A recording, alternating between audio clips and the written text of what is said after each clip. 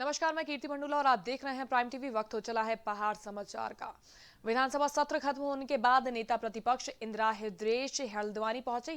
इस दौरान इंदिरा हृदयेश ने कहा कि 2022 में कांग्रेस की सरकार बनने वाली है। वर्तमान सरकार के क्रियाकलापों को देख कांग्रेस पूरी तरह से आश्वस्त है कि 2022 में राज्य में कांग्रेस की सरकार बनेगी। इसके साथ ही उन्होंने कहा कि भाजपा के विधायक भी जानते हैं कि 2022 में कांग्रेस की सरकार आएगी, इसलिए कई भाजपा के विधायक कांग्रेस के संपर्क में हैं। भाजपा के विधायक की सरकार में सुनवाई नहीं हो रही है, वो खुद विधानसभा सत्र में सरकार के खिलाफ आवाज उठा रहे हैं। हल्द्वानी पहुंचे नेता प्रतिपक्ष इंदिरा हृदयेश ने कहा कि सरकार पर निशाना साधते हुए उन्होंने साफ तौर पर कहा है कि इस बार कांग्रेस की सरकार आने वाली है, भाजपा को लोग वोट नहीं देंगे। जी हां, हल्द्वानी में नेता प्रतिपक्ष इंदिरा हृदयेश पहुंचे। इस दौरान उनका साफ तौर पर कहना था कि इस बार उन्हीं की सरकार आएगी, भाजपा को कोई वोट नहीं देगा।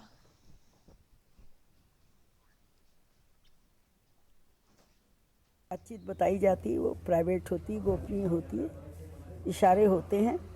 ये तो हमें विचार करना होता है कि क्या हम उन लोगों को यदि टिकट देंगे तो कांग्रेस में कोई विद्रोह तो नहीं होगा। तराई के विधायक भी नाराज तो इसलिए सब जगह के नाराज हैं। नाराज नहीं, उन्हें लग रहा है अब हम नहीं जीतेंगे जी। तो हर आदमी जीतना चाहता है। तो यदि भाजपा में भी तो लोग वही जा रहे हैं जिन्हें लगता है पार्टी बदल के हम जीत जाएंगे। तो क्या वो भाजपा विधायक कांग्रेस में आने वाले? नहीं, आने वाले हैं, हम कहीं नहीं रहे। सब बातचीत हमने कोई प्रयास नहीं शुरू किया है। मसूरी में कांग्रेस के प्रदेश महामंत्री मनमोहन सिंह ने भाजपा सरकार पर निशाना साधा है। उन्होंने कहा है कि भाजपा के प्रदेश अध्यक्ष मसूरी आए थे, लेकिन इस दौरान वो शहीद स्थल पर नहीं गए, जिससे राज्य आंदोलनकारियों में खासा आक्रोश देखने को मिल रहा है। आंदोलनकारी देवी गोदियाल का कहना है कि सरकार चाहे किसी भी दल की हो, राज्य आंदोलनकारियों की हमेशा उपेक्षा होती रही है। बता दें कि 2 सितंबर 1994 को उत्तराखंड राज्य निर्माण आंदोलन के बलिदान को भुलाया नहीं जा सकता है। तत्कालीन राज्य सरकार द्वारा उत्तराखंड राज्य आंदोलनकारियों पर बर्बरता पूर्वक कार्रवाई की गई, जिसमें मसूरी के 6 लोग शहीद हो गए थे और कई लोग घायल भी। उन्हीं की याद में झूलाघर स्थित शहीद स्थल का निर्माण किया गया है। ये पार्टी इनकी करनी और कथनी में बड़ा फर्क है। जो कहते हैं वो करते नहीं, जो करते हैं वो कहते नहीं है। तो ऐसे ये है कि मसूरी के शहीदों को या उत्तराखंड के शहीदों को याद करना हमारा परम धर्म कर्तव्य बनता है। और उन शहीदों की वजह से ही आज जो है श्रीमान जी विधायक भी बने, मंत्री बने उत्तराखंड में, और आज भाजपा के अध्यक्ष भी बने। और मसूरी में आपने सम्मेलन किया और कम से कम आप शहीद स्थल पर नहीं गए, ये बड़ी दुर्भाग्य की बात है। आपने जरूर जो है माल रोड पर निकाला, सामने ही शहीद स्थल है। और हमारे उस विधायक जी को भी, जो 2 बार मसूरी से विधायक बन चुके हैं, और उनको भी इतनी वो नहीं थी कि जो साथ में चल रहे, उन्होंने बताया कि शहीद स्थल है, शहीदों को जरा नमन करते हुए चले, उनके चरणों में स्पर्श करते हुए हम आगे बढ़े और अपनी जो यहाँ पर उनकी जो बैठक थी उसकी शुरुआत करें। वहीं इस खबर की ज्यादा जानकारी के लिए इस वक्त हल्द्वानी से, मसूरी से हमारे संवाददाता जुड़ चुके हैं, शुभम गैरोला। शुभम, क्या कुछ अपडेट है इस खबर पर? किस बात की नाराजगी है आंदोलनकारियों के अंदर? जी बता दूं, बिल्कुल आपको कि जैसे मसूरी जो है पर्यटक स्थल है और साथ साथ जो 2 सितंबर 1994 में जो उत्तराखंड राज्य आंदोलनकारियों द्वारा जो है यहाँ पर जो की मृत्यु हुई थी 6 लोगों की, और जिस तरीके से बंशीधर भगत जो बीजेपी के अध्यक्ष है, प्रदेश अध्यक्ष, वो मसूरी आए और जो है उन्होंने रैली निकाली यहाँ पर। लेकिन उसके बावजूद भी जो है वो शहीद स्थल पे नहीं गए, उन शहीदों को नमन नहीं किया। वहीं कहीं ना कहीं जो है जो राज्य आंदोलनकारी है वो भी नाराज है। और यहाँ के जो मनमोहन सिंह जो मल्ल है, जो पूर्व नगर पालिका अध्यक्ष भी रह चुके हैं, उन्होंने भी जो है कहीं ना कहीं बीजेपी पे निशाना साधा है और ये कहा है कि जो ये बहुत बड़ी भूल है जो उन्होंने नहीं करी है। जी कीर्ति, बहुत बहुत शुक्रिया हमारे साथ जुड़ने के लिए।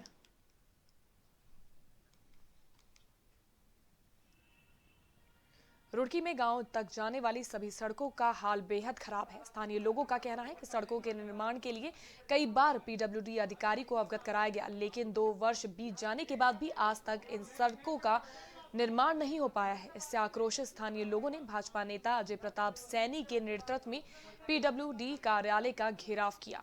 इस दौरान भाजपा नेता अजय प्रताप सैनी ने कहा कि राज्यसभा सांसद नरेश बंसल के आदेश के बावजूद आज तक इन सड़कों का निर्माण विभागीय अधिकारियों द्वारा नहीं किया गया है, जिससे स्थानीय लोगों में भारी आक्रोश बना हुआ है।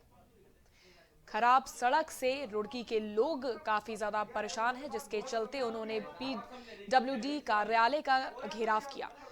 मैं आपको बता देना चाहती हूँ, खराब सड़कों से आक्रोशित स्थानीय लोगों ने भाजपा नेता अजय प्रताप सैनी के नेतृत्व में PWD कार्यालय का घेराव किया। इस दौरान भाजपा नेता अजय प्रताप सैनी ने कहा कि राज्यसभा सांसद नरेश बंसल के आदेश के बावजूद भी आज तक इन सड़कों का निर्माण विभागीय अधिकारियों द्वारा नहीं किया गया है, जिससे स्थानीय लोगों में भारी आक्रोश देखने को मिला। समस्या थी काफ़ी दिन से, पिछले 1 वर्ष से पतंजलि से सांदरसा वाली रोड जर्जर स्थिति में, गोडो गोड तक उसमें गड्ढे हो रखे हैं। कई बार शासन स्तर से भी वो सड़क के लिए मैंने बोला है और सब इंस्ट्रूमेंट वगैरह जो भी है, टेंडर वगैरह सब पास करा दिया, मगर पिछले 6 महीने से कई बार वहाँ एक्सीडेंट हो चुके और VIP मूवमेंट रहता है उससे क्षेत्र की, वहाँ क्षेत्र जो हमारा क्षेत्र है सांदरसा पतंजलि ओपीट, हरिद्वार जिले का नाम धूमिल हो रहा है, देश विदेश से वहाँ लोग आते हैं। मगर कई बार एक्शन को मैंने फ़ोन पर बांटा कि AE को बता दिया, मगर 6 महीने से इनके कान पे कोई जूँ नहीं चल रही थी। रोज़ बहाने मारते थे, आज काम स्टार्ट करा देंगे, कल करा देंगे। आज AE साहब को मैंने यहाँ इन्हें पकड़ के पूछा, भाई मुझे बताओ क्यों नहीं काम स्टार्ट हो रहा है, तो उन्होंने कल का आश्वासन दिया काम स्टार्ट होने का, और नहीं कल ये काम स्टार्ट करेंगे तो उसका अंजाम भुगतने के लिए तैयार रहे, चाहे उसमें यो एक्शन हो। हरिद्वार में 11 साल की मासूम बच्ची का रेप और उसकी हत्या कर दी गई थी, जिसको लेकर विकासनगर में कांग्रेस कार्यकर्ताओं ने कैंडल मार्च निकाला। वहीं इस घटना से नाराज कांग्रेस कार्यकर्ताओं ने त्रिवेंद्र सिंह रावत की सरकार के खिलाफ नारेबाजी भी की। कांग्रेस कार्यकर्ताओं का कहना है कि महिलाओं की सुरक्षा के साथ साथ प्रदेश की पूरी कानून व्यवस्था ध्वस्त हो चुकी है। प्रदेश सरकार का कानून व्यवस्था को सुधारने की तरफ कोई ध्यान नहीं है। महिला पूरी तरह से असुरक्षित है। ऐसी सरकार का होना उत्तराखंड राज्य का दुर्भाग्य है। विकासनगर में मासूम बच्ची की रेप के बाद निर्मम हत्या के बाद से कांग्रेस कार्यकर्ताओं ने आक्रोश दिखाया और कैंडल मार्च निकालते हुए भाजपा सरकार के खिलाफ मोर्चा खोला।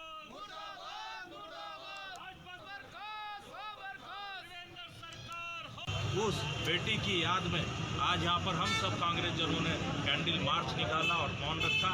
निश्चित रूप से कांग्रेस का एक एक व्यक्ति उस दुखी परिवार के साथ खड़ा है और सरकार को चेताना चाहता है कि भविष्य में इस प्रकार की पुनरावृत्ति दोबारा ना हो। हमारी बहन बेटियों की सुरक्षा की माकूल व्यवस्था इस प्रदेश के अंदर होनी चाहिए, नहीं तो ये सरकार इस्तीफा देने का काम करे। चक्राता में बीते दिनों एक महिला घर से अचानक गायब हो गई थी, जिसका सुराग अभी तक नहीं लग पाया है। इस दौरान देहरादून के पूर्व छात्र संघ अध्यक्ष के नेतृत्व में लोगों ने तहसीलदार को ज्ञापन देकर महिला को खोजने की मांग की है। नाराज लोगों का कहना है कि तहसील प्रशासन परिजनों की तहरीर को गंभीरता से नहीं ले रहा है। वहीं जल्द महिला का सुराग नहीं लगा तो वो आंदोलन करेंगे। चक्राता से ये खबर सामने आ रही है, जहां महिला के लापता होने से वहां के लोग खासा नाराज हैं। तहसीलदार को ज्ञापन देकर महिला को खोजने की मांग की है। मैं आपको बता देना चाहती हूँ कि वहां के पूर्व छात्र संघ अध्यक्ष के नेतृत्व में लोगों ने तहसीलदार को ये ज्ञापन दिया है। नाराज लोगों का साफ तौर पर कहना है कि तहसील प्रशासन परिजनों की तहरीर को गंभीरता से नहीं ले रहा है और जल्द महिला की सुराग नहीं मिला तो वो आंदोलन करेंगे।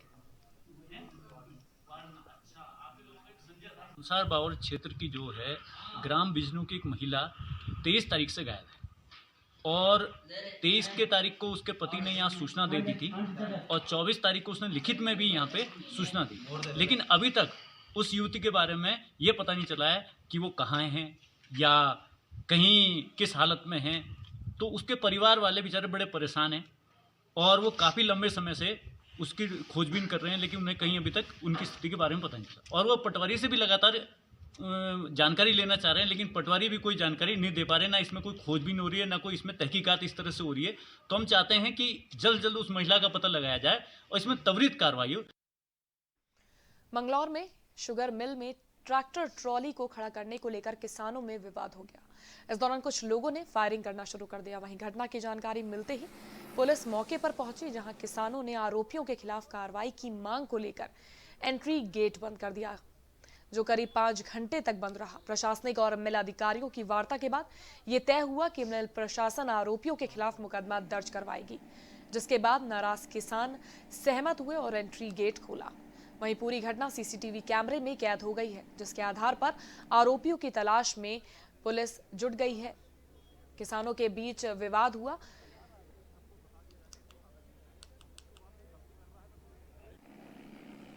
प्रशासनिक और मिल अधिकारियों की वार्ता के बाद ये तय हुआ है कि मिल प्रशासन आरोपियों के खिलाफ मुकदमा दर्ज करवाएगी, जिसके बाद नाराज किसान सहमत हुए और एंट्री गेट खोला। मंगलौर की पूरी घटना है, जहां किसानों के बीच विवाद होने के चलते किसानों ने एंट्री गेट को लॉक कर दिया था, वहीं जिससे बाद नाराज किसान सहमत हुए। पूरी घटना सीसीटीवी कैमरे में कैद हो गई है, जिसके आधार पर आरोपियों की तलाश की जाएगी।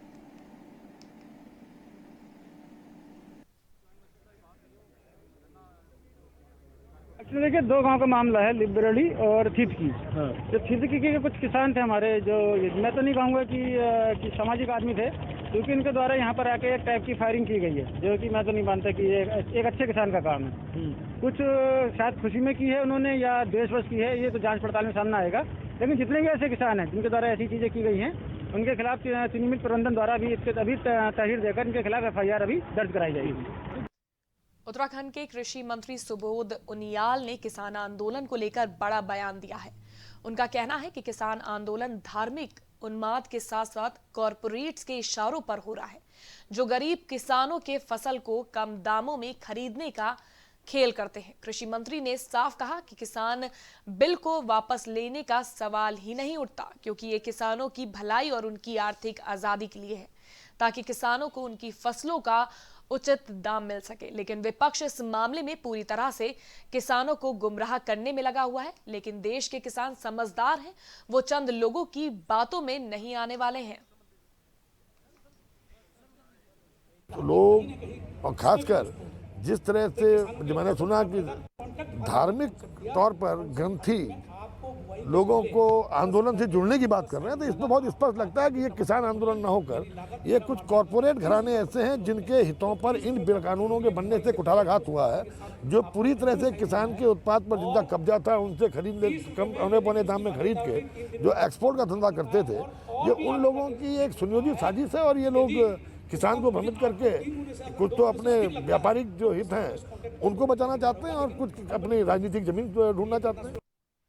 हल्द्वानी में देवभूमि उद्योग व्यापार मंडल के कार्यकर्ताओं ने किसान बिल के खिलाफ नारेबाजी की और प्रधानमंत्री मोदी का पुतला फूंका। इस दौरान देवभूमि उद्योग व्यापार मंडल के प्रदेश अध्यक्ष हुकुम सिंह कुंवर ने कहा कि इस किसान भोजन की व्यवस्था करता है, लेकिन आज किसान पिछले 1 महीने से सड़कों पर अपनी मांगों को लेकर बैठा है। वहीं सरकार को किसानों की मांगे अब तक मान लेनी चाहिए थी, लेकिन उल्टा किसानों को पाकिस्तानी और खालिस्तानी बताया जा रहा है। इसके साथ ही उन्होंने कहा कि अगर किसान बिल वापस नहीं लिया गया तो हम लगातार प्रदर्शन करेंगे।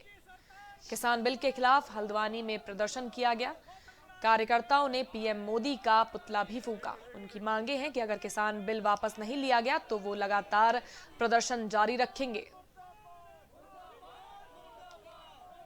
देखिए, पुतला दहन हम इसलिए कर रहे हैं कि 1 महीने से करीब हमारे अन्नदाता आंदोलित है। सड़कों में कड़ाके की ठंड के बाद करीब 50 किसानों की शहादत हो चुकी है, अपनी जान दे चुके हैं 50 किसान भाई हमारे। और सरकार हठधर्मिता पे है कि वो तानाशाही रवैया अपना रही है और किसानों की मांग मानने के बजाय उनको दबाने की कोशिश कर रही है। उनको कभी खालिस्तानी कर रही है, कभी पाकिस्तानी कह रही है, कभी देशद्रोही कर रही है।